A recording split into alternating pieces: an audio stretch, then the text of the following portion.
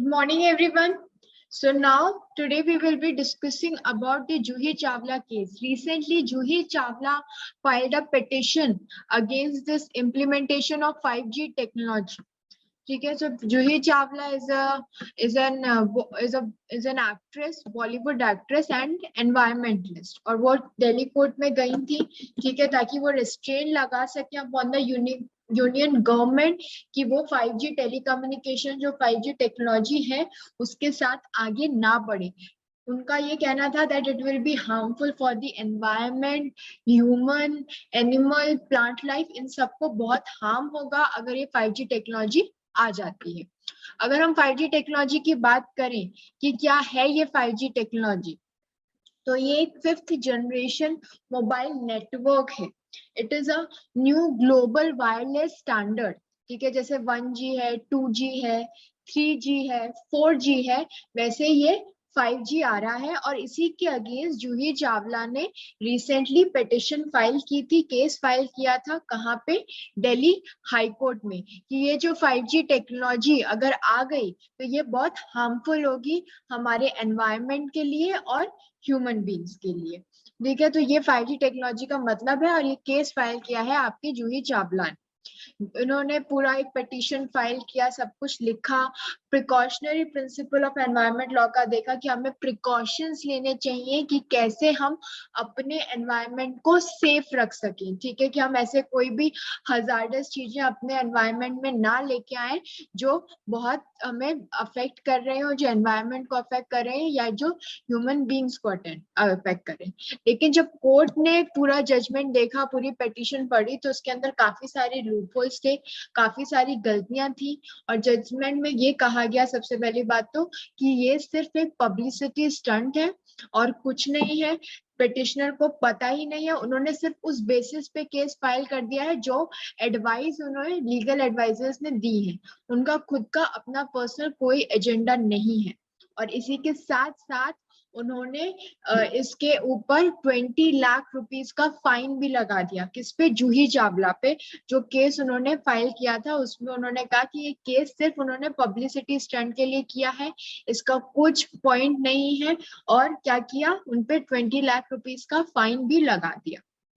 साथ ही एक चीज और भी हुई थी उसके अंदर, वो क्या हुआ था, रिसेंटली उन्होंने अपना जो लिंक, क्योंकि हम सब जानते हैं कि सारे जो केसेस चल रहे हैं वो अब ऑनलाइन चल रहे हैं, ऑनलाइन हियरिंग हो रही है, तो ऑनलाइन हियरिंग का जो मीटिंग लिंक है वो उन्होंने अपने ट्विटर पे शेयर कर दिया था, विद दी अपने सोशल मीडिया अकाउंट पे पूरा वो लिंक शेयर कर दिया, और उस वजह से काफी सारी कॉमन पब्लिक उस हियरिंग में आ गई, और बीच में काफी ट्रबल भी हुई। कुछ लोगों ने बीच में उनकी मूवीज के गाना गाना शुरू कर दिया, और इस वजह से जो कोर्ट प्रोसीडिंग्स है वो हॉल्ट हुई, वो रुक गई, और it was considered as a contempt of court. आप खुद सोचिए, कोई कोर्ट में जाके ऐसे गाने गाने लगे, इज इट पॉसिबल? नहीं।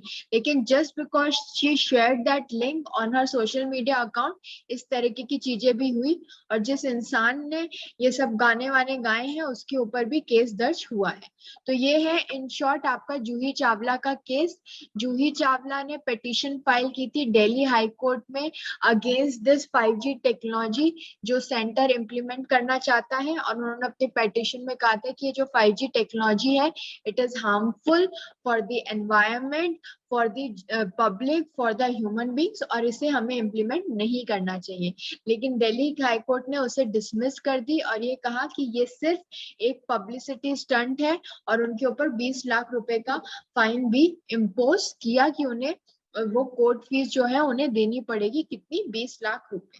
तो ये है आपके जूही चावला का case. I hope all of you by now know कि आप लोगों का एग्जाम 23 जुलाई को है, क्लैट का डेट्स आ चुकी हैं। Hope all of you are revising. From tomorrow I am thinking कि I will start with the revision process, ठीक है, जो आपकी लीगल जीके और लीगल जीके भी हम पढ़ेंगे, और जो हमने पुराने जो हमारे सब्जेक्ट्स हैं वो भी हम पढ़ेंगे, क्योंकि अभी इस समय उसकी बहुत जरूरत है।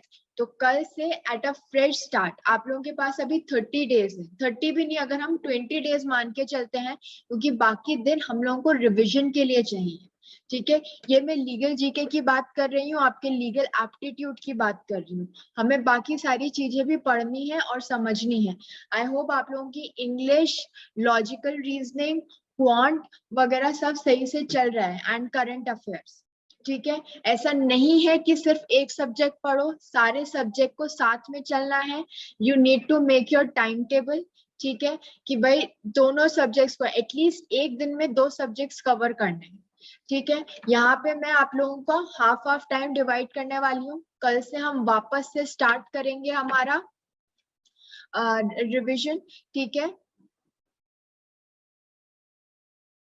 रीजनिंग की क्लास अगर नहीं लगी है फिर भी आप लोग अपनी प्रिपरेशन कीजिए, अपने आप जो है क्वेश्चंस उसके सॉल्व करिए, वो बहुत जरूरी है। अगर कोई प्रॉब्लम आती है तो यू कैन मैसेज मी, मैं अगर मुझे समझ में आता होगा तो I can help you out in that. ठीक है, बाकी क्या करना है, कल से हम लोग कॉन्ट्रैक्ट से मुझे सब्जेक्ट बताओ जो वीक है आप लोगों का, कौन सा लीगल एप्टीट्यूड का कोई सब्जेक्ट है जो आप लोगों को डिफिकल्ट लग रहा है, तो I can take that first. टॉट और कॉन्ट्रैक्ट में से बताओ मुझे पहले कौन सा सब्जेक्ट लेना है, क्योंकि मैं उसी से स्टार्ट करूंगी। जो चीजें वीक है उन पे थोड़ा ध्यान दो, जो स्ट्रांग है वो तो हम कर ही लेंगे। ठीक है, should I take contract first or tort first? Tort first. Akansha is saying tort. बाकी सब लोगों का क्या कहना है, tort या contract?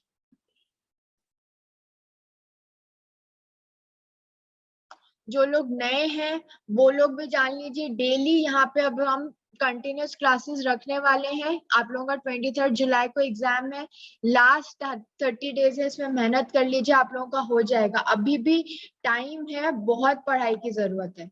ठीक है, तो ये सब चीजें हम डिस्कस करेंगे। जो आप लोगों के इम्पोर्टेंट जजमेंट्स हैं वो मैं लेने वाली हूँ। ठीक है, जनरली आप लोगों को सितंबर या अक्टूबर 2020 से लेके अब जुलाई 2021 तक के सारे लीगल एप्टीट्यूड का पता होना चाहिए, दैट आई एम कवरिंग। लेकिन उससे पहले भी जो इम्पोर्टेंट जजमेंट्स आए हैं उनके ऊपर बेस्ड पैराग्राफ्स आ सकते हैं, तो वो पैराग्राफ्स हमें पता होने चाहिए कि क्या है। ठीक है, आप लोगों की यूट्यूब पे भी क्लास होती है 4 to 4:30, जिसके अंदर कॉन्स्टिट्यूशन के बारे में बता रही हूँ। ठीक है, कॉन्स्टिट्यूशनल सीरीज चल रही है, तो वो भी अटेंड करिए, ये भी अटेंड करिए, और अपना फैक्ट्स क्लियर रखिए। You should come up with some doubts. ठीक है, इन दी क्लास की ये मैम ये समझ में नहीं आया, तभी मुझे पता चलेगा कुछ पढ़ा आप लोगों ने। अभी भी टाइम है, बहुत अच्छे से पढ़िए, नहीं समझ में आ रहा है तुरंत पूछिए। ठीक है, अब हम बात करेंगे ये जूही चावला वाला केस, आई होप सबको क्लियर है। अब नेक्स्ट हम बात कर रहे हैं सबरीमला वाला केस। सबरीमला का केस जो था वो बहुत ही इंपॉर्टेंट और एक लैंडमार्क जजमेंट था। ठीक है, दो ये लास्ट टू लास्ट ईयर में आएगा आपका, तब आया था, लेकिन ये इम्पोर्टेंट क्यों है, क्योंकि इस पे बेस्ड वो कोई पैराग्राफ दे सकते हैं, तो आप लोगों को कॉन्सेप्ट पता होना चाहिए। ठीक है, सबरीमला का केस जो था वो किस बारे में था, that there is a group of 5 women थी जिन्होंने चैलेंज किया था। ठीक है, कि भाई क्यों हमें जाने नहीं दिया जाता। सबरीमला जो है वो टेम्पल है, और वहां पे रिस्ट्रिक्शंस हैं थे कि भाई women with in the age group of 10 से लेके जो 50 साल तक की वुमेन है वो उस मंदिर में नहीं जा सकती थी। ठीक है, और क्या था, जो बेसिक उनका मोटो क्या था कि वो वुमेन जो मेंस्ट्रुएटिंग एज की है, ठीक है, जो मेंस्ट्रुएशन के प्रोसेस में है, वो उस मंदिर में नहीं जा सकती, वो गलत होगा। ठीक है, तो उन्होंने पहले केस फाइल किया अपने हाई कोर्ट में, फिर वो सुप्रीम कोर्ट के पास गए। ठीक है, जब केरला हाई कोर्ट ने कहा कि ये जो सेंचुरीज ओल्ड रिस्ट्रिक्शन है, ठीक है, और ये हम नहीं कर सकते, लेकिन जब सुप्रीम कोर्ट के पास गए तो उन्होंने समझा, उन्होंने सबसे पहले तो पूरा केस समझा। ठीक है, क्योंकि क्या कहा जा रहा था कि it is against article 14, it is against article 15। Article 14 आपका बात करता है क्या, इक्वालिटी की, कि सब इक्वल है, तो हम किसी में भेदभाव कैसे कर सकते हैं कि इस एज ग्रुप की वुमेन जो है वो मंदिर में जाएंगी और इस एज ग्रुप की वुमेन जो है मंदिर में नहीं जाएंगी। ये गलत होगा, ये उसके अगेंस्ट होगा, आर्टिकल 15 के अगेंस्ट होगा, जहाँ कहा जाता है कि किसी भी तरीके का डिस्क्रिमिनेशन नहीं होना चाहिए on the ground of religion, race, caste, sex, place of birth. तो उसमें उन्होंने क्लियरली बोला था कि किसी की तरह का भेदभाव नहीं होना चाहिए, बट यहाँ पे हो रहा है, यहाँ पे वो भेदभाव कर रहे हैं, ठीक है। तो यही चीज हुई थी। फिर नेक्स्ट उन्होंने बोला कि आर्टिकल 17 के भी अगेंस्ट है, क्योंकि हम अनटचेबिलिटी की तरह उन्हें कर रहे हैं कि इस मंदिर में नहीं आना है इससे इस एज ग्रुप को, और वो गलत है, वो हमारे कॉन्स्टिट्यूशन के अगेंस्ट में है। तो ये केस इसलिए फाइल हुआ था कि क्यों वुमेन को जो है वो मंदिर में नहीं जाने दिया, वुमेन और सर्टेन एज जो है उन्हें नहीं जाने दिया जा रहा है। तो ये है आपका सबरीमला का केस। इसके अगर हम फैक्ट्स देखें कि क्या है, ठीक है, इसमें दो इश्यूज हुए थे जिसके ऊपर सबसे ज्यादा डिबेट हुई थी, ठीक है। एक तो बात हो रही थी कॉन्स्टिट्यूशनल मोरालिटी की, ठीक है, कि जो कॉन्स्टिट्यूशनल मोरालिटी है वो सबसे ज्यादा इम्पोर्टेंट है, ठीक है।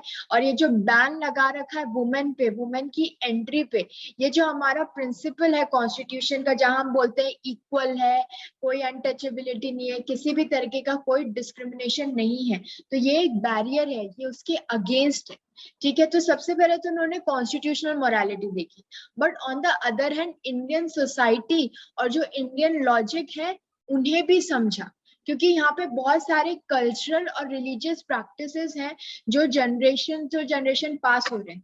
आप लोगों ने अपने घर में भी देखा होगा कि ऐसे बहुत सारे लॉजिक्स हैं, बहुत सारे ट्रेडिशंस हैं जिनके पीछे शायद कोई लॉजिक नहीं भी होगा, लेकिन तब भी हम उन सब लॉजिक्स को मानते चले आए, ठीक है। तो दिस क्वेश्चन अराइजेस कि क्या जो हमारी एंशियंट प्रैक्टिसेस हैं उन्हें हम छोड़ दें, उनका हम सेक्रीफाइस कर दें, क्योंकि वो आज की तारीख में जो कॉन्स्टिट्यूशन है उसके अगेंस्ट है।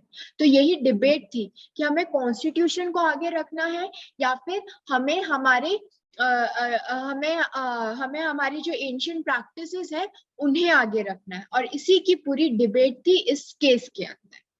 तो अगर हम बैकग्राउंड देखें, ठीक है, तो बैकग्राउंड में अगर देखें तो पास्ट में जो टेम्पल था, ठीक है, जहाँ पे कुछ वुमेन जो श्रद्धालु थे उनको काफी हार्डशिप होती थी उस टेम्पल के रूट में, ठीक है।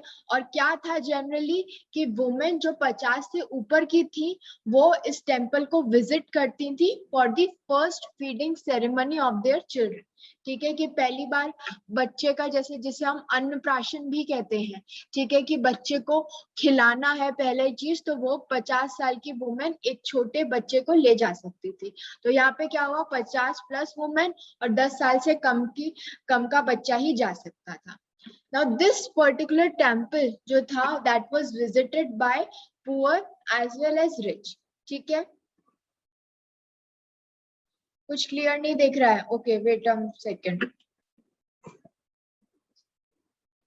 Just give me a second, okay.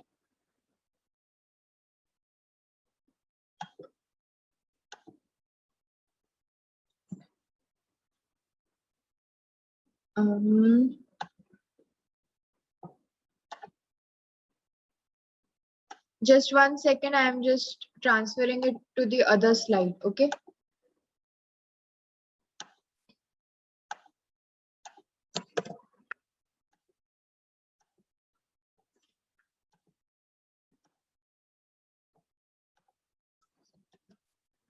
Okay.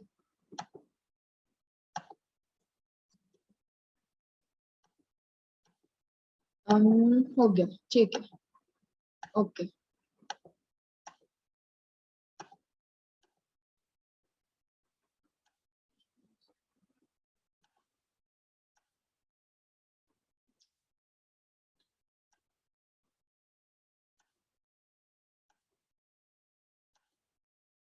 Okay, now is it visible? एक बार मैं वो कर देती हूँ हम लोगों का slide show. Okay, now is it visible? ठीक है, तो बैकग्राउंड कंट्रोवर्सी क्या थी कि ये लोग जाते थे और इसमें कोई डिस्टिंग्विश नहीं था on the basis of poor and rich, सब बराबर थे, और 50 साल के ऊपर की और 10 साल से कम की जो वुमेन थी वो जा सकती थी। अब इसमें बेंच थी किसकी? आपकी जस्टिस के परिपूर्णा की और जस्टिस के बाल नारायण मरार की, ठीक है, जो केरला हाईकोर्ट थे, उन्होंने रूलिंग दी अगेंस्ट दिस थिंग और बोला कि they ban the entry of women, ठीक है, जो 10 से 50 साल की एज ग्रुप की वुमेन है उनकी जो एंट्री थी वो बैन कर दी। किसने? केरला हाई कोर्ट ने। ठीक है, और केरला हाई कोर्ट ने गवर्नमेंट ऑफ केरला को भी डायरेक्ट किया कि वो they should take all the measures, ठीक है, जो रिक्वायर्ड है for the implementation of this particular ruling. उन्होंने क्या दिया? केरला हाई कोर्ट ने सिर्फ क्या ध्यान में रखा? जो हमारी मोरालिटी है, जो पब्लिक मोरालिटी है, जो हमारी एंशियंट प्रैक्टिस है, उसको ध्यान में रखा। नेक्स्ट लेकिन बात क्या हुई इसके अंदर कि ठीक है, अब हम समझ रहे हैं कि आर्ग्यूमेंट्स जो उसके फेवर में थे और आर्ग्यूमेंट्स जो उसके बैन के अगेंस्ट में आए। ठीक है, जो रिलीजियस बॉडीज थी उन्होंने डिफेंड किया बैन को। ठीक है, कि द रिलीजियस बॉडीज जो डिफेंड कर रही थी इस बैन को, ठीक है, उन्होंने आर्टिकल 26 को समझा। ठीक है, कि सबकी आर्टिकल 25 से लेके जो 28 है वो हमारे डील करते हैं किससे? हमारी रिलीजियस फ्रीडम से, कि हमारे पास फ्रीडम है कि हम अपने रिलीजन को प्रैक्टिस कर सके, प्रोपोगेट कर सकते, जो हमारी रिलीजियस प्रैक्टिसेस हैं उन्हें फॉलो कर सके। ठीक है, तो यहाँ पे उन्होंने क्या बोला कि ये जो बैन उनके अगेंस्ट में उन्होंने बैन को डिफेंड किया कि आर्टिकल 26 हमें ये पावर देता है, ठीक है, कि हम अपने रिलीजियस चीजों को, रिलीजियस प्रैक्टिसेस को अपनी तरीके से हैंडल कर सके। ठीक है, और इसके अंदर जो स्टेट है या जो गवर्नमेंट है उसे इंटरफेयर नहीं करना चाहिए, क्योंकि अगर वो इंटरफेयर करेंगे तो वो क्या होगा? It will be considered as a violation. ठीक है, वो हमारे फंडामेंटल राइट का क्या होगा? वायलेशन होगा। ठीक है, और बहुत सारे सपोर्टर्स ने ये चीज कही कि नहीं, ये हमारी प्रैक्टिस है, हमारा फंडामेंटल राइट है, आर्टिकल 26 में हमें गिवन है कि हम जिस तरीके से चाहे हमारी रिलीजियस प्रैक्टिसेस को फॉलो कर सकते हैं। लेकिन कुछ लोग उस बैन के अगेंस्ट भी थे।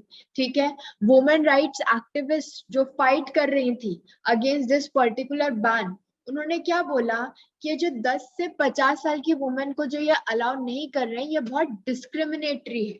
ठीक है, और ये वुमेन के राइट्स को इन्फ्रिंज कर रही है। ठीक है, कि वो अपना रिलीजन फ्रीली नहीं, उन्हें फ्रीली नहीं उसे ओबे कर सकते हैं। ठीक है, और इसकी वजह से ये सारा आर्ग्यूमेंट चलता रहा, काफी समय से चलता रहा, और फाइनली कहाँ गया? आपके सुप्रीम कोर्ट के पास।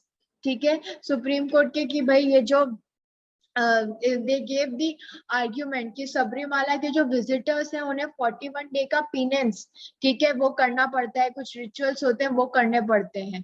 ठीक है, और वो जो पूरा प्रोसीजर है वो वुमेन के लिए बहुत डिफिकल्ट है। ठीक है, ये सब कुछ बहुत डिफिकल्ट है और वो सब है, तो उन्होंने ये भी आर्ग्यूमेंट दिया। लेकिन लेकिन the debate was in favour of the judgement. In favour of the judgement क्या हुआ? In favour of the judgement ये हुआ that prohibition of women entry is a form of untouchability. हम एक तरह से उन्हें अनटचेबल ट्रीट कर रहे हैं कि वो इसके अंदर नहीं घुस सकते, वो इसके अंदर नहीं आ सकते। And as a result of this जो है, temple can not practise gender based discrimination.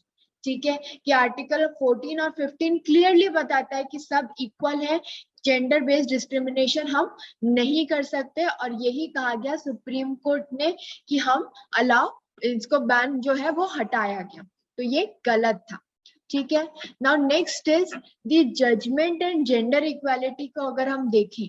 ठीक है, so according to the judgement, prohibition जो था वो was based on natural psychological process, क्योंकि अगर हम इंडियन सोसाइटी में देखें, एनी मेंस्ट्रुएटिंग वुमेन जो है वो नॉर्मली मंदिर में अलाउड नहीं होती है if you are during that days. ठीक है, लेकिन यहाँ तो ये कह रहे थे कि उस एज ग्रुप के लोग भी उसमें अलाउड नहीं होते। एंड इंडियन सोसाइटी जो है वो बहुत प्रोग्रेसिव है। ठीक है, और अगर हम इस मेंस्ट्रुअल हाइजीन की बात करें, ठीक है, तो उसको भी हमें ध्यान में रखना चाहिए, अपने प्रोग्रेसिव थिंकिंग में जो है उसे शामिल करना चाहिए। ठीक है, क्योंकि वो इतने सब प्रोग्रेसिव है, इतना मेंस्ट्रुएटिंग जो एजुकेशन है, ठीक है, जो आपकी एजुकेशन है रिलेटेड टू कि आपको कितना ज्ञान होना चाहिए, क्या सफाई होनी चाहिए, उसके बारे में पता होना चाहिए। एंड ऑल दीज चैलेंजेस जो है वो बिगिन विद द रिजेक्शन और पार्शियल रिजेक्शन ऑफ प्रैक्टिसेस, ठीक है, जो 100 साल हजारों साल पुराने से चल रही है। और सबरीमला यही एक एग्जाम्पल है जहाँ पे रिजेक्ट किए गए हैं वो ट्रेडिशंस जो हमें हमारे इक्वल राइट्स नहीं दे रहे हैं, ठीक है। तो यहाँ पे सुप्रीम कोर्ट ने हटाया, दो केरला हाई कोर्ट ने बोला कि नहीं, उन्होंने चलने दिया कि ठीक है ये बैन सही है, बट सुप्रीम कोर्ट ने समझा कि हमारे जो फंडामेंटल राइट्स है, हमारे जो कॉन्स्टिट्यूशनल राइट्स हैं, जो हमारी राइट टू इक्वालिटी है, वो इन्फ्रिंज हो रही है इस चीज से, ठीक है। तो ये था आपका सबरीमला केस की समरी कि क्या हुआ इस सबरीमला केस के अंदर। अब इसमें क्या हो सकता है, इसमें बहुत सारे आप लोगों के आर्टिकल्स वगैरह छपे थे, ठीक है, उस पर बेस्ड क्वेश्चन आंसर्स वो पूछ सकते हैं कि क्या है क्या नहीं है। आई hope it is clear up till now. Now next case is about section 377 of IPC. I hope आप लोगों ने जब ये आया था तब पढ़ा था। Section 377 deals with your homosexuality, ठीक है। होमोसेक्सुअलिटी यानी सेम सेक्स जेंडर जो है उनकी शादी होना या उनके बीच में किसी भी तरीके के रिलेशनशिप होना, वो earlier according to section 377 of IPC it was a crime, homosexuality was a crime. लेकिन इस केस में Navtej Singh Johar versus Union of India में सुप्रीम कोर्ट ने सेक्शन 377 को डीक्रिमिनलाइज किया गया, यानी दिस होमोसेक्सुअलिटी और दिस सेम सेक्स जेंडर उन सबको एक्सेप्टेंस मिली लॉ की नजरों में। अब मॉरल ग्राउंड्स पे और सोसाइटल ग्राउंड्स पे उनकी एक्सेप्टेंस किस हद तक है उस डिबेट में हम नहीं घुसेंगे, लेकिन लॉ के according it is not a crime any more. पहले उन्होंने उसे क्राइम में कैटेगराइज कर रखा था, अगर कोई भी ऐसा पाया जाता था तो उसको उस चीज की पनिशमेंट मिलती थी, बट दिस इज रॉन्ग, ठीक है। It is an unnatural offence, ठीक है। सेक्शन 377 आपका क्रिमिनलाइज करता था होमोसेक्सुअलिटी, और एक कब इसके अंदर लाया गया था, ये लाया गया था 1861 में ड्यूरिंग कॉलोनियल रूल, ठीक है। इसे कहा जा रहा था ये अननेचुरल है, ठीक है, इट इज नॉट नेचुरल, ठीक है, कि आप किसी सेम सेक्स इंडिविजुअल के साथ आपका किसी भी तरीके का रिलेशनशिप है। सुप्रीम कोर्ट ने क्या कहा, सुप्रीम कोर्ट ने 2018 में इसे डीक्रिमिनलाइज किया, ठीक है। और अगर there are any relationship between consenting homosexual adult जो है वो क्रिमिनल ऑफेंस नहीं है। और ये हिस्टोरिक जजमेंट आया था, ठीक है, कि भाई लोगों ने समझा और ये कहा गया कि सबको इंडिविजुअल चॉइस होनी चाहिए कि वो किसको चूज कर रहे हैं। और 158 ईयर ओल्ड लीगल प्रोविजन तो था, सुप्रीम कोर्ट ने उसे स्ट्राइक डाउन किया था। तो it is a very important case, Navtej Johar versus Union of India, ठीक है। इसके अंदर क्या हुआ था, इसके अंदर उन्होंने बात की थी इक्वालिटी की, ठीक है। जो आपकी LGBTQ कम्युनिटीज हैं, जिसके अंदर आपका हो गया lesbian, gay, bisexual, transgender and queer, ये सब अलग अलग लोग हैं, अलग अलग इनके सब रीजन है। लेस्बियन कौन होता है, गे कौन होता है, कुछ लोग बाइसेक्सुअल होते हैं, ठीक है, कुछ ट्रांसजेंडर होते हैं, कुछ क्वेयर होते हैं। तो वो सब चीजें उनको पूरी कम्युनिटी में हुआ था, और उन्हें क्या कहा गया था कि ये जो इशू है such as same sex marriage, inheritance of property, ठीक है, ये सबको लीगल सैंक्शन मिली थी, ठीक है। जो पहले ट्रांसजेंडर्स, उन्हें अब गवर्नमेंट जॉब्स में भी उन्हें अपॉइंटमेंट मिल रहा है, पहले नहीं मिलते थे ट्रांसजेंडर्स को या उनको, कि भाई just because they are that, they belong to that particular community, उनको वहां पे एक्सेप्टेंस नहीं मिलती थी। लेकिन because of this particular case, because of supreme court, इन सब के लिए उन्हें मिली। हम कितनी बार सुनते हैं कि यहाँ पे फर्स्ट जज अपॉइंट हुई, फर्स्ट पुलिस में कोई अपॉइंट हुआ, ठीक है, तो विच इज वेरी इंपॉर्टेंट। और प्रपोज हुआ है क्या, transgender persons protection of rights bill 2019, ठीक है, जो एड्रेस करेगा ट्रांसजेंडर और इंटरसेक्स पर्संस के राइट्स को और उनकी इक्वालिटी के बारे में, नॉन डिस्क्रिमिनेशन के बारे में। क्यों ये बिल जरूरी है, क्यों ये लॉ जरूरी है, क्योंकि दो सुप्रीम कोर्ट ने ये तो कह दिया कि ठीक है इट इज डीक्रिमिनलाइज और हमने सब कर दिया, लेकिन मॉरल ग्राउंड्स पे, सोसाइटल ग्राउंड्स पे आज भी हम इसे एक्सेप्ट नहीं कर पा रहे हैं, ठीक है। आज भी हमने इसे बहुत हद तक एक्सेप्ट नहीं किया है, तो यही सब जरूरी है, यही सब समझना जो है जरूरी है, और इसीलिए वो ये लॉ लेके आ रहे हैं, ठीक है, कि भाई अगर कोई भी उनसे ये राइट्स लेने की कोशिश करता है, ठीक है, कोई भी अगर उनसे राइट्स लेने की कोशिश करता है तो हम उसके अगेंस्ट कुछ पीनल प्रोविजंस होने चाहिए जो उनके ऊपर एनफोर्स कर सके। Now next is need a law of equality, ठीक है, उनके लिए लॉ बनना चाहिए इक्वालिटी का, ठीक है, कि उनको इक्वल राइट्स मिल रहे हैं। जनरली क्या होता था, अगर फैमिलीज को भी इस तरह की कोई भी बात पता चल जाती थी तो वो उनसे हमें अपने अपने खानदान से बेदखल कर देते थे, उनको नहीं समझते थे, उनके बिहेवियर को नहीं समझते थे, लेकिन कोर्ट ने समझा दैट दीज आर नेचुरल, किसी के हाथ में नहीं है, ठीक है, and any person of any sexual orientation, gender identity, expression, ये सब को उन्होंने क्या है रिकॉग्निशन दी। ये कहा गया कि सबको, इन सब लोगों को इक्वल राइट्स हैं, इक्वल अपॉर्चुनिटीज मिलनी चाहिए और उनके साथ किसी भी तरीके का भेदभाव नहीं होना चाहिए। Okay, so this was this case. I hope it is clear to all of you. Any problem to anyone?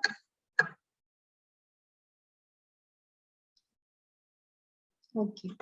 Now next is your this case of Lieutenant Colonel Nitisha versus Union of India. यहाँ बात हो रही है permanent commission for women in army, ठीक है, जो आपकी army के अंदर जनरली क्या होता है, शॉर्ट सर्विस कमीशन के लिए वुमेन को अपॉइंट कर किया जाता था, यानी maximum up till 15 years they can work, और उसके बाद उन्हें फोर्सफुली रिटायरमेंट लेना पड़ता था, ठीक है, कि भाई आप तो अपॉइंटी से शॉर्ट सर्विस कमीशन के लिए हुआ और 15 साल के बाद आपको रिटायरमेंट लेना पड़ेगा।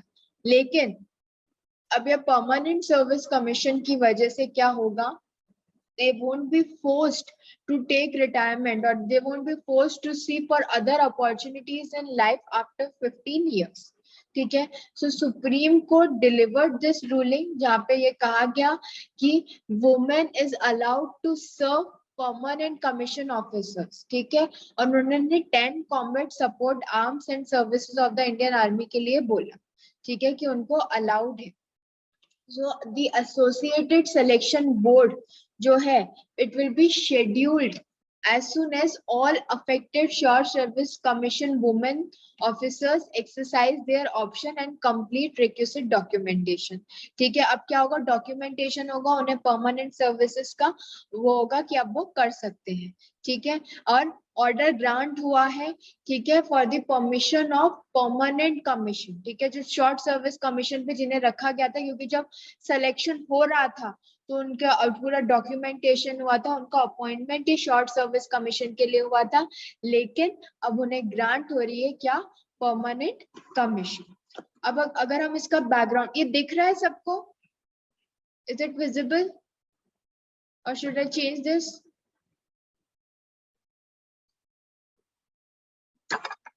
Okay, give me a second.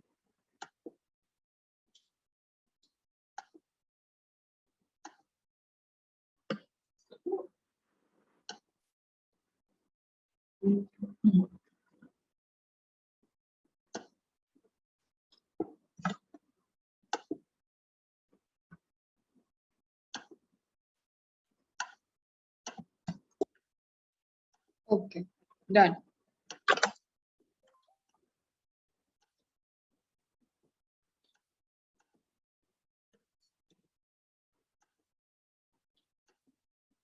ठीक है, ओके।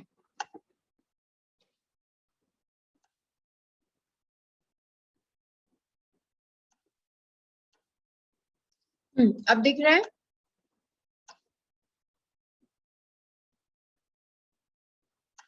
ठीक है, तो उन्होंने क्या बोला है आप लोगों का कि परमानेंट सर्विस कमीशन होना चाहिए। पहले women were appointed just for short service commission सिर्फ फॉर 14 इयर्स, ठीक है, उन्हें आफ्टर 14 इयर्स उन्हें कोई ऑल्टरनेटिव करियर ढूंढना पड़ता था, ठीक है, क्योंकि उन्हें सिर्फ 14 साल के लिए ही अपॉइंट किया जाता था।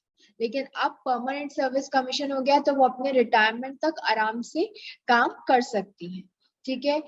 This particular order was in accordance, this particular verdict came in February 2020, जिसमें उन्होंने कहा कि अलाउ किया army officers, women army officers as permanent commission.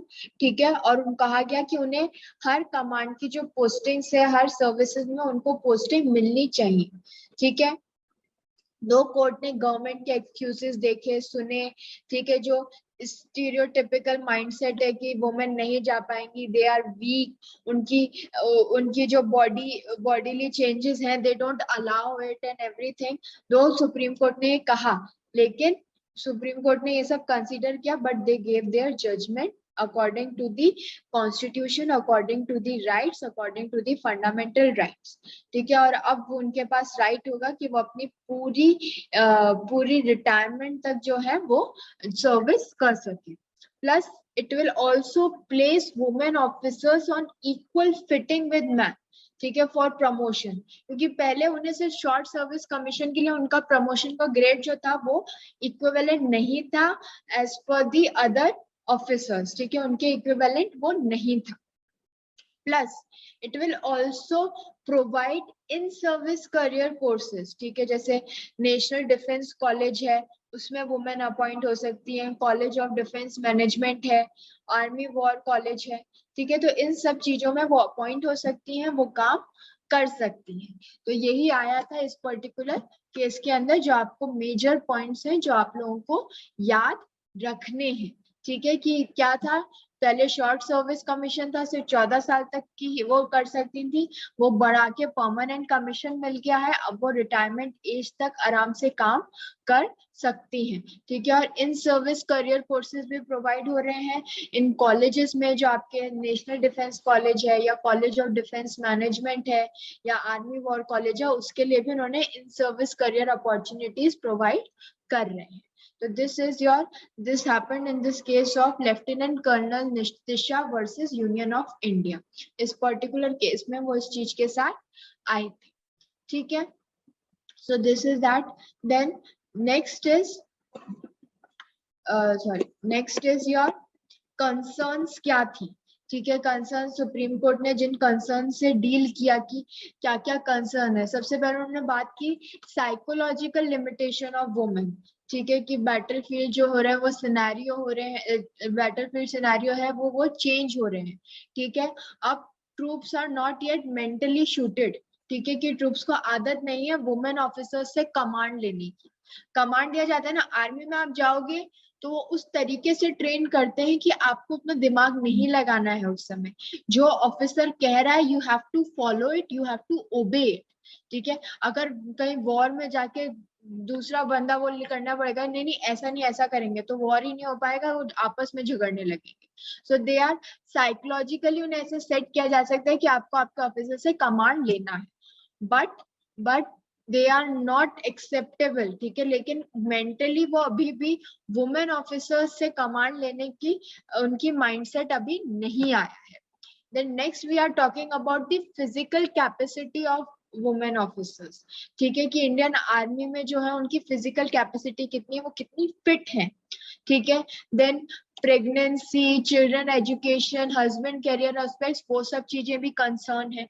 क्योंकि प्रेगनेंसी एक ऐसा टाइम होता है जिस टाइम के लिए women won't be able to go on war, वो नहीं आ सकती है. मैटरनिटी लीव जरूरी है. कई बार बच्चों की एज में उनकी एजुकेशन के लिए वो बीच में आ जाता है. हस्बैंड का करियर प्रोस्पेक्ट जो होता है वो बीच में आ जाता है. तो ये सब कंसर्न्स थी जो उन्होंने ध्यान में ली. ठीक है. तो ये सब कुछ समझने के बाद भी जो सुप्रीम कोर्ट था उन्होंने ग्रांट किया क्या, परमानेंट सर्विस कमीशन.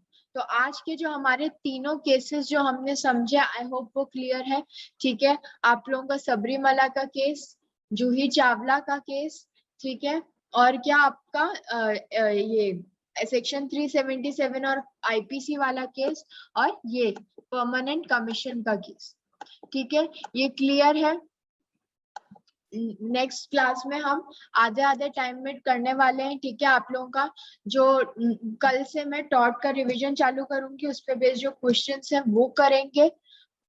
और आप लोग भी पढ़िए, कोई चीज नहीं समझ में आई है, कोई कॉन्सेप्ट नहीं क्लियर है तो वो पूछिए, टाइम अभी बहुत कम बचा है, ठीक है। Every day we will be just revising it, doing it, ताकि कोई उसमें प्रॉब्लम ना रहे। Okay, and do as much questions as you can, क्योंकि जितना क्वेश्चन करोगे, जितना चीजें करोगे, उतना ही वो तुमको हेल्पफुल रहेगा, ठीक है। At the end of the day question है लीगल जीके हैं।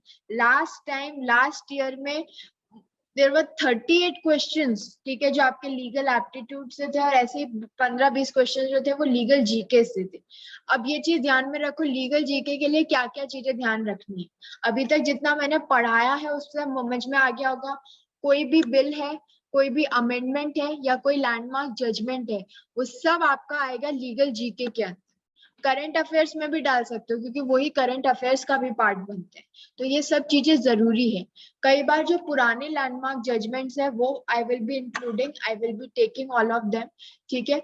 उसका भी कोई पैरा या कोई पार्ट आ जाता है, एंड दे आस्क यू, आपको पैसेज दे देंगे और उस पर बेस्ड वो आपसे आंसर पूछेंगे, ठीक है। तो वो सब चीजें भी उसके अंदर आ जाती हैं, वो पूछ लेते हैं कि ये कैसे हुआ, ये क्या हुआ, अब आपका इस पे क्या कहना है। Like the current passage which I am giving to all of you, ठीक है। ये बाबरी मस्जिद अयोध्या डिस्प्यूट जो जजमेंट आया उसका केस है। आ सकता है, ये भी आ सकता है, इट्स नॉट लाइक कि ये 2 साल पहले इसको टाइम हो गया तो नहीं है, आ सकता है, ये भी आ सकता है। Okay, so you want me to make you understand the passage, और आप लोग पढ़ोगे अपने आप।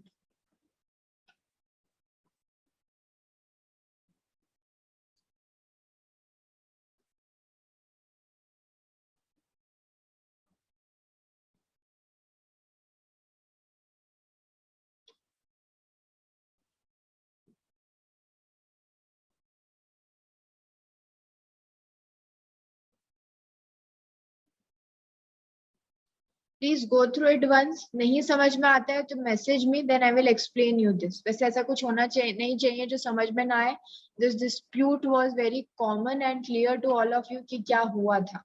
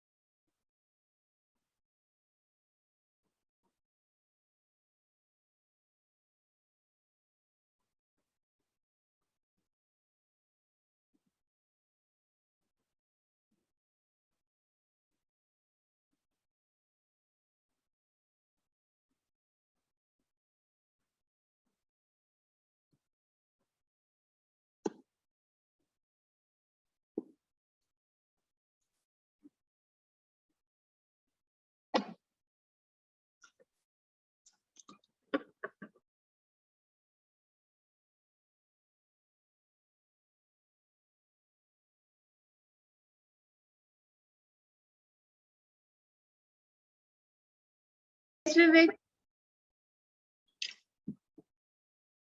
just a second, there was some technical glitch. Okay, yes, go ahead.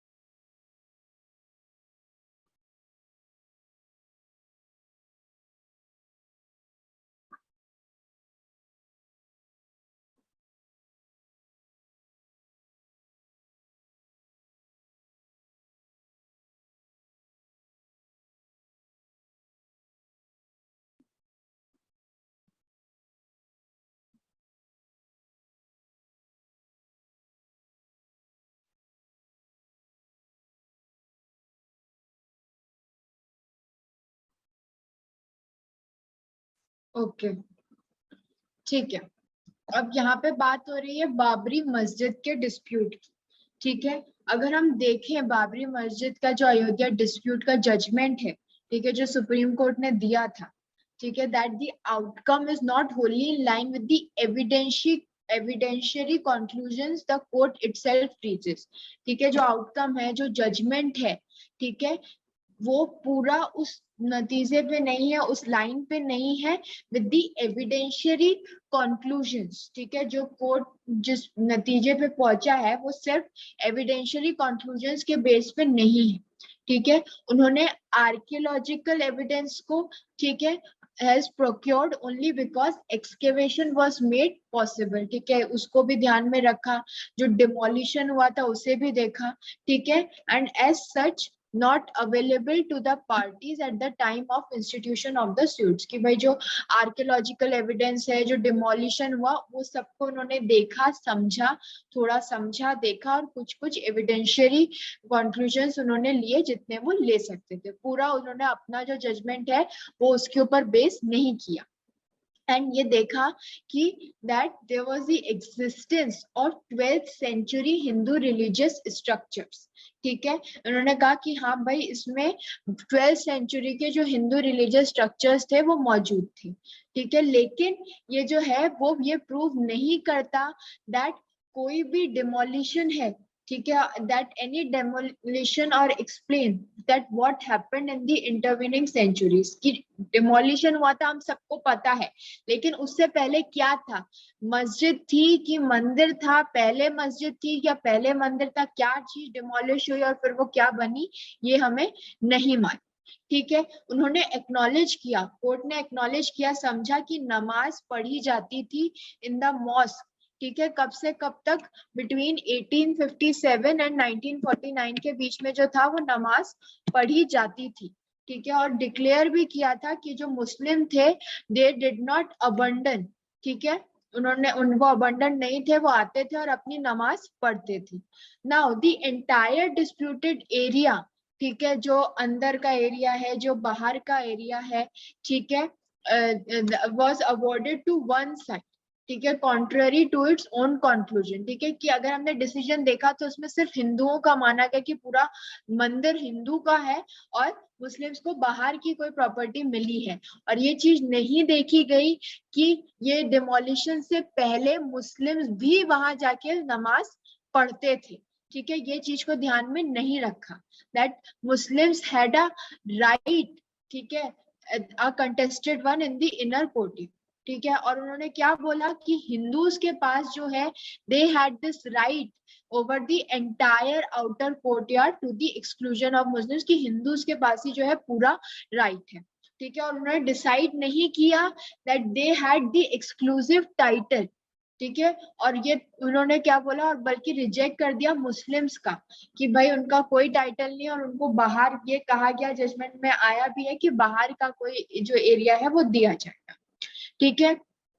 Court ने क्या बोला कि एविडेंस ऑफ हिंदू वर्शिप जो है वो अवेलेबल थी for a period up to 1857, ठीक है। और नमाज पढ़ने का प्रूफ कब मिला, ओनली आफ्टर 1857, यानी 1857 से पहले वहां पे पूजा होती थी, सब होता था, ठीक है, हिंदू वर्शिप होती थी, और 1857 के बाद से हमारे पास प्रूफ है कि वहां पे नमाज पढ़ी जाती थी, ठीक है।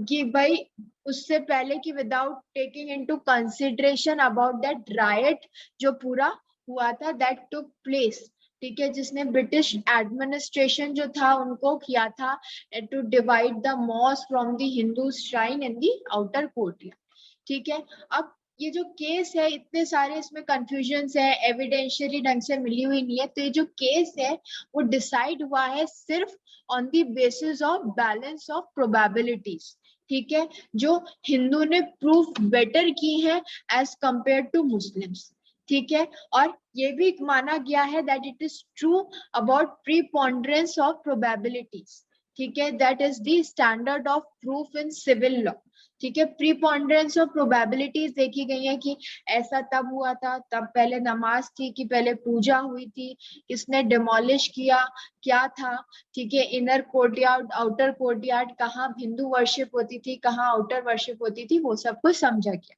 और ये डाउटफुल भी माना गया है दैट ये समझा जा सकता है whether it can be invoked to the conclusion, to the exclusion of an acknowledges that right belonging to the other side, किसके पास right है, किसके पास नहीं है, उन्होंने सब probability के basis पे जो है अपना judgment वो है वो दिया है। अब इसके अंदर पहला क्वेश्चन क्या है कि ऑथर जो है वो बिलीव करता है that the decision is based on sufficient evidences, ठीक है। और हमें क्या एग्जामिन करना है, हमें एग्जामिन करनी है ऑथेंटिसिटी ऑफ द स्टेटमेंट, कि जो वो बात बोल रहे हैं वो सही है या नहीं। अब इसके ऑप्शंस क्या दिए हैं कि ये जो स्टेटमेंट है, जो डिसीजन है वो सही है, गलत है या फिर फॉल्स है, क्योंकि ऑथर का जो व्यू है वो कॉन्ट्ररी है किसके, रियलिटी के। And D option is can not be determined. अब now the correct answer will be, if we see, the author has nowhere stated or opined, ठीक है, in any way, okay, author ने क्या बोल रहे हैं कि ऑथर ने कहीं पे भी अपना ओपिनियन नहीं दिया है, has nowhere stated or opined in any way, ठीक है, कि जो कोर्ट है they had sufficient evidences to decide the matter, ठीक है, and thus it cannot be determined based on the given passage, ठीक है।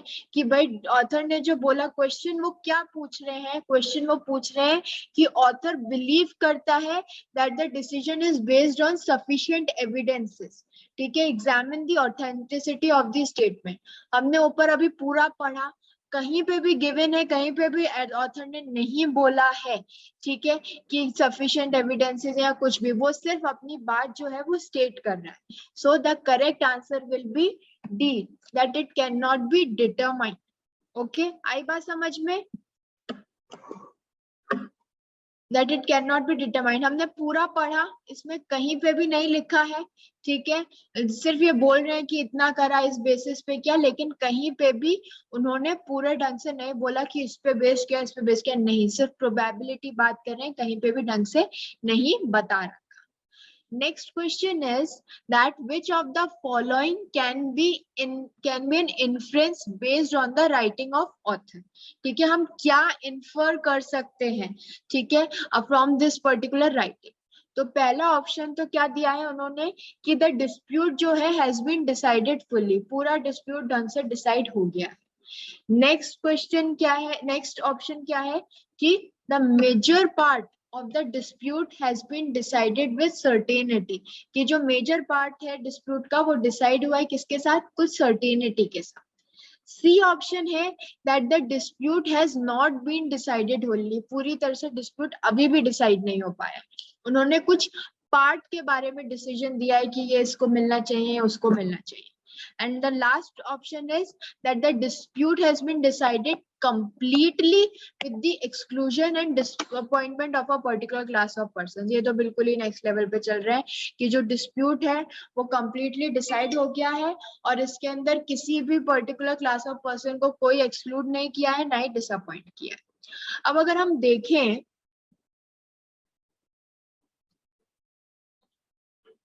ओके, गुड आकांक्षा, रीजन क्या है तुम्हारे इस आंसर का, why you have given C as the option, your option is correct, reason क्या है?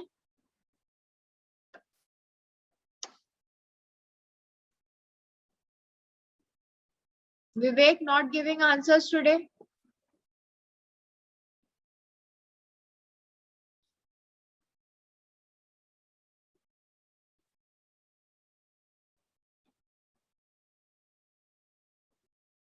अगर हम इसके अंदर देखें, हमने पूरा पैरा पढ़ा तो ऑथर ने क्या मेंशन किया था, that dispute has not been decided, okay okay, good Akanksh, ठीक है।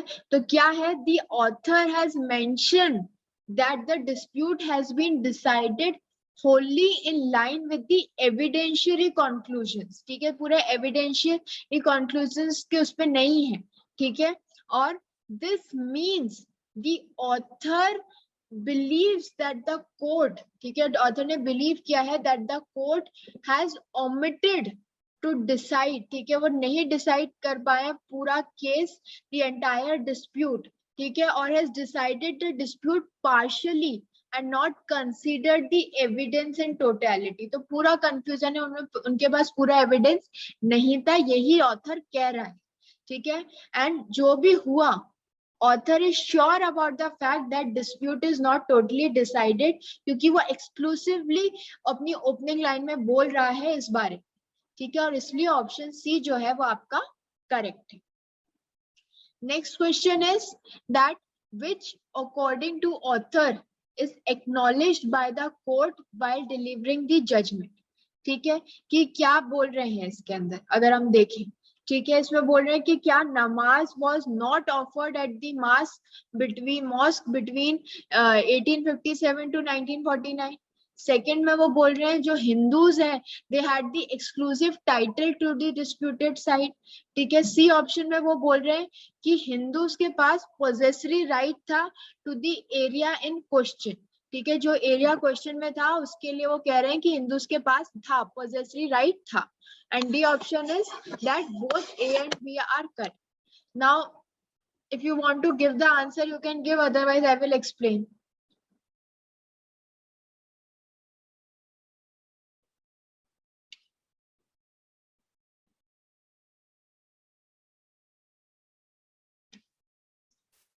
ओके, ठीक है, अगर हम देखें, ठीक है, ऑप्शन ए देखें, वो ऑपोजिट है किसका, जो कि पैसेज में गिवन है, ठीक है, इन द पैसेज की भाई ये मॉस जो है वो नहीं कर रहे थे, वो पूरा गलत है, इसलिए ए तो हमारा ऑप्शन गलत हो गया, ठीक है.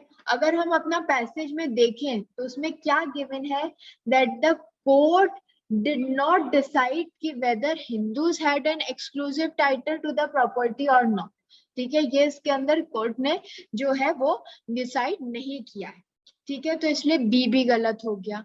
लेकिन कोर्ट ने ये जरूर कहा है, ये जरूर डिसाइड किया है दैट हिंदूज के पास जो था वो पोजेसरी राइट था ओवर द डिस्प्यूटेड प्रॉपर्टी, जो कि अगर हम देखें हमारी 12th ऊपर की जो लाइन है उसके अंदर गिवन है, ठीक है, कि उनके पास ये राइट था, पोजेसरी राइट जो था वो हिंदूज के पास था, ठीक है, उसके अंदर वो चीज गिवन है.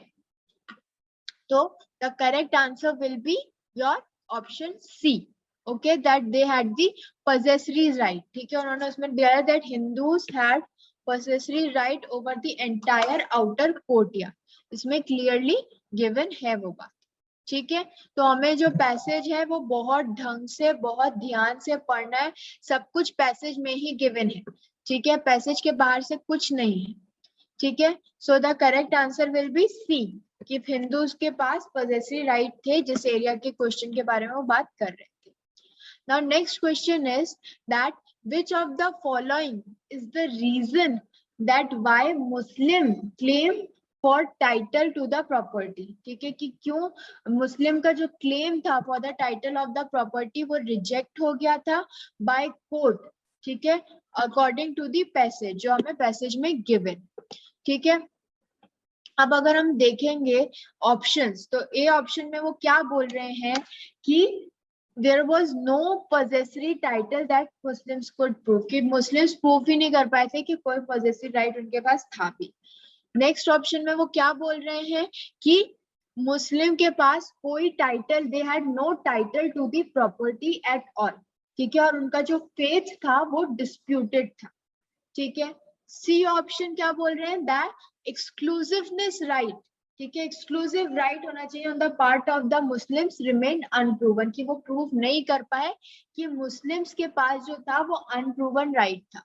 और डी ऑप्शन है दैट द कोर्ट इग्नोर्ड, ठीक है, कोर्ट ने इग्नोर कर दिया एक crucial evidence in favour of Muslims, जब वो ये पूरा इंपॉर्टेंट थिंग्स, जो इंपॉर्टेंट चीजों को देख रहे थे, उन्होंने एक क्रूशियल एविडेंस जो था वो इग्नोर कर दी, ठीक है.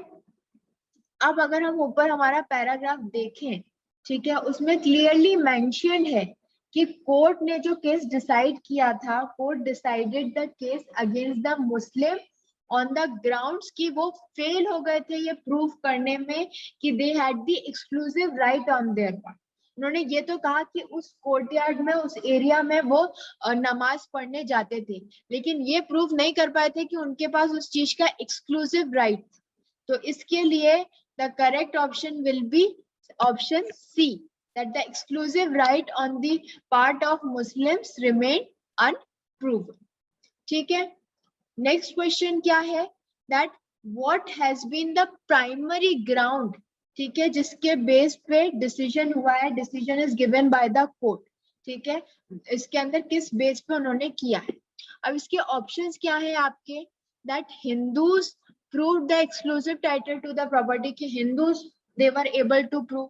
ठीक है, दूसरा ऑप्शन है कि मुस्लिम could not prove their rights better than that of Hindus, जो मुस्लिम्स थे वो अपना राइट हिंदू से बेटर प्रूव नहीं कर पाए। सी ऑप्शन इज कि हिंदूज का ज्यादा फेथ था in the case, in the cause and the disputed side. So what will be the correct option? Okay,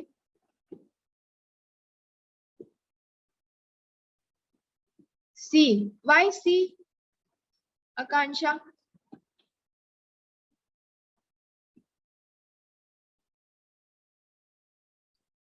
Okay, now here the correct option will be option B, कि जो Muslims हैं वो अपना right Hindu से better prove नहीं कर पाए। ठीक है, क्योंकि पैराग्राफ के अगर हमने एंड में देखा होता और पूरा पढ़ा होता ढंग से, तो उसमें क्लियरली गिवन है, शोन है कि कोर्ट ने डिसाइड किया है केस पूरा on the grounds that Hindu prove their rights better than Muslim. ठीक है, क्योंकि मुस्लिम अपना पूरा एंटायर राइट प्रूफ नहीं कर पाए थे। देखो लास्ट में देखो, ठीक है, कि यहाँ पे क्लियरली रिटन है that Hindus have proved a better title than Muslims. ठीक है, पूरा बैलेंस ऑफ प्रोबेबिलिटीज के बेसिस पे केस डिसाइड किया है, और किस पे बेस किया है, क्योंकि हिंदूज ने अपना टाइटल बेटर प्रूव किया किस एज कंपेयर टू मुस्लिम। ठीक है, तो हमें बहुत ध्यान से सारे क्वेश्चंस और पूरा पैरा पहले बहुत ढंग से पढ़ना है। So the correct answer will be option B. अब लास्ट क्वेश्चन अच्छे से पढ़ें। ठीक है, इसमें क्या लिखा है, that which of the following, ठीक है, इसमें से जो ऑप्शंस है, इसमें से कौन सा ऑप्शन जो है is not an argument opposing the judgement in question. ठीक है, कौन सा जैसा आर्ग्यूमेंट है जो जजमेंट को अपोज नहीं कर रहा है। ठीक है, is not an argument that is opposing the judgement. पहला है indecisiveness of exclusive title to Hindus. ठीक है, second is non consideration of crucial events during British era. Then next is that Muslim had no religious rights, and last is application of the standard of proof in the given context is suspicious. ठीक है, अगर हम देखें यहाँ पे जो question वो पूछ रहे हैं, जो ऑप्शंस वो दे रहे हैं हमें, ठीक है, the question asked is to look for an opinion. ठीक है, कि वो एक ओपिनियन ढूंढ रहे हैं। ठीक है, they are looking for an opinion। ठीक है, they are looking for an option जो अपोज कर रहा है क्या, जजमेंट को, जो जजमेंट को अपोज कर रहा है। एंड ऑल अदर ऑप्शंस जो हमें दिए हैं except the option number A, जो क्लियरली सपोर्ट कर रहा है जजमेंट को, जो कि फेवर है किसके, हिंदूज के फेवर में। And therefore any none of those which support the decision can be answer to the question। ठीक है, तो इसलिए करेक्ट ऑप्शन क्या होगा आपका, ऑप्शन नंबर ए।